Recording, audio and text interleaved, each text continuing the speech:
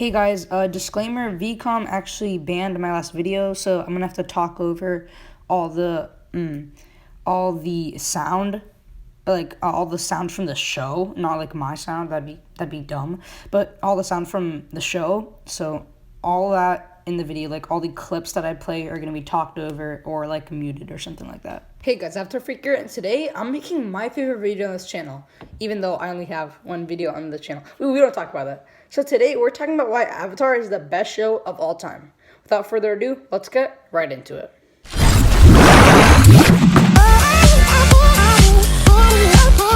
So before we start this, I want to warn you there are some intense spoilers for the show. So if you haven't watched it, leave. I was a bit too young to have watched it when it aired, but I vividly remember watching the show when it was on Amazon Prime. It wasn't just Saturday morning or something. I watched it every day after school until I couldn't. I remember rewatching and rewatching it even to this day. I can't stop going through the adventure again. This show has an amazing blend of comedy and action, and it was also so much more mature than any other cartoon at the time. SpongeBob was about a guy who went to work in his adventures. Fairly Odd Parents was topic about a boy who goes through adventures with his fairy odd parents. And After opened up talking about a nation causing a successful genocide and the world's only hope is a boy named Aang who holds the powers of a god living in a world of war and fear. That's why I love it so much. The show is so mature. Aang was a kid who a lot of viewers could relate to. A small kid holding the burden the world put upon him. On top of that, there were a medium of episodes too. Some episodes were episodic, and some, if you watch them out of order, you would have no clue what was happening. From the beginning, we knew what would happen. Aang would inevitably take down the Fire Lord and end the war. But this goes to show how it's not the destination, but the journey. Well, Viacom's on me, so I guess I have to voice over this scene, so sorry about that. So the first reason I love this show is because of the characters. They're all so third-dimensional. Aang's a lighthearted kid who carries the burden of the world on his shoulders. He follows the heir nomad traditions of peace, but if you piss him off, he'll give it to you. Well, Viacom's on me, so I guess I have to voice over this scene, so sorry about that.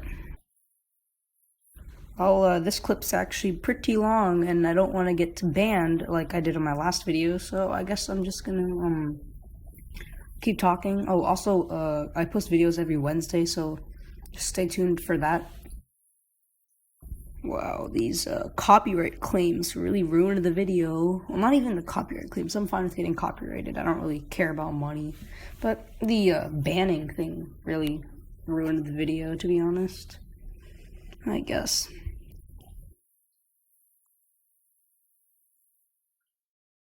Next up is Katara. She's the motherly one of the group and cares and looks out for everyone. For example, when the group was stranded in the desert, Katara's the one who pushed everyone into going. She's the one who finds a way out and keeps everyone together. Although, like Aang, if you piss her off, she'll give it to you. I'm so mad. Viacom banned my last video for having the sound from Avatar: Last Airbender, so yeah, this is actually one of my favorite scenes in history. Really, a lot of people hate Katara, but I think this scene just shows how much I love her, so yeah, I'm really sorry about this whole video thing, the whole banning thing from Viacom. But, you know, you gotta do what you gotta do to keep the videos up. Because if I didn't do this, you wouldn't actually have been able to see the video, so that sucks. To further prove how mad she gets when someone pisses her off, she also bloodbended on a guy who she thought killed her mother. See, in the beginning of the show, Sokka starts out as a funny goofball, but he grows to be so much more than that. He grows to become a leader, and he's the most strategic one of them all. In the show, Toph is the least third-dimensional, but her BA spirit makes it so she's so beloved, and no one complains about her.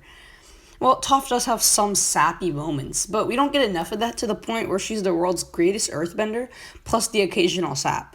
Another thing revolving characters is their arcs.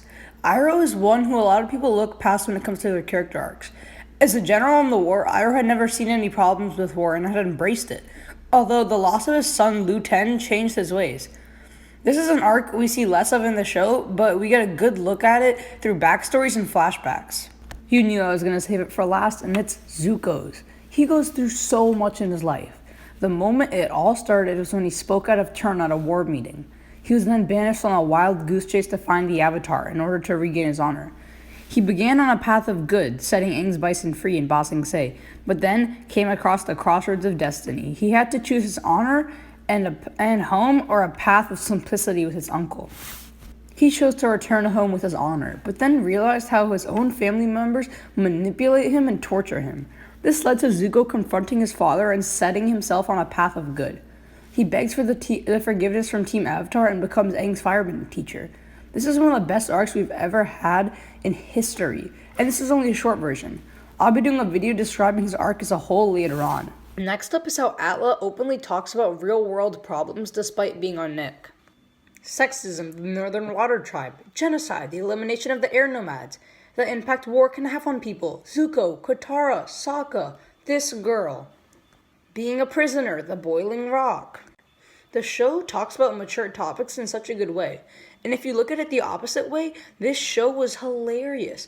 The visuals along with the hilarious lines made this show so balanced. Next up, I want to talk about the fight scenes. The Western-style anime mixed with the different styles of martial arts makes for an amazingly entertaining fight scene. They're so beautifully choreographed and add such innovations for bending. Another thing is how all the bending forms take on different martial arts form. Water bending, Tai Chi Shang, earth bending, Huang Ga Kufeng, firebenders, Northern Shaolin Kung Fu, and airbenders, Bao Jing Zhang. Although for Toph, they picked the Northern Praying Mantis, or Tang Luang Qin. I just butchered everything. I know, do not roast me in the comments. But back to Toph. This is like a perfect pick for her, as Praying Mantis style focuses on less work on the feet and more hand movement. This is just the attention to detail, showing how much effort was actually put into this show. Lastly, the philosophy of Avatar makes it the best cartoon of all time. In the beginning of the video, I talked about the maturity of Avatar, and now I'm going to be diving deeper into that. The show ages like fine wine. The older you get, the more you can dive deeper into the show and look at the morals and lessons they teach us. On top of that, the inside conflicts within the characters can be thoroughly discussed, and is one of the reasons viewers are not blinded by nostalgia when it comes to how good the show is. Well, that's going to end the video. If you enjoyed, subscribe and leave a comment telling me what you love about Avatar. This is Avatar Freak. Hope I can catch you guys next time.